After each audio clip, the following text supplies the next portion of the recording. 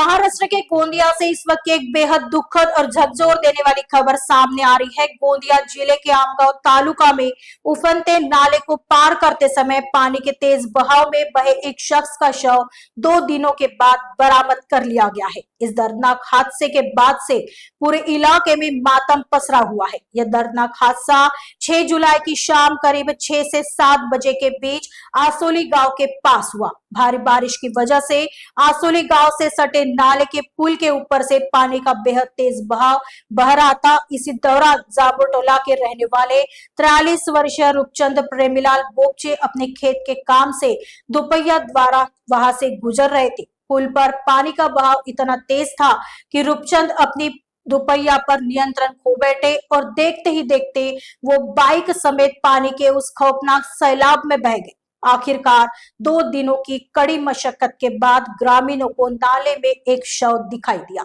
जिसके बाद पुलिस ने शव को बाहर निकाला और पंचनामा कर पोस्टमार्टम के लिए आमगांव ग्रामीण अस्पताल भेज दिया गया है। आगे की जांच पुलिस कर रही है। मी प्रवीण जगने, राहणार आसोली।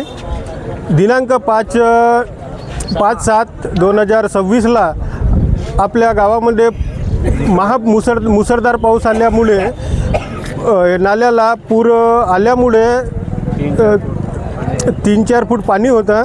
त्यामध्ये सुखचंद प्रेमलालजी बोपचे राहणार आसोली यांचे पूल ओलांडताना पाय घसरून गेल्यामुळे त्यांचे अनबॅलन्स झाल्यामुळे ते पुरामध्ये वाहून गेले आणि त्यांची दुर्दैवाक अशी मृत्यू झाली।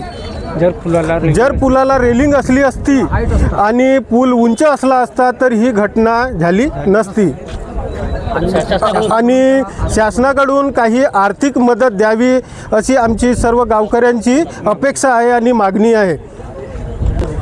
तर त्वरित शासनाने आपला निर्णय घ्यावे आणि ह्या पुलाला रेलिंग लावून द्यावे अशी आमची गावकऱ्यांची सर्वांची विनंती आहे।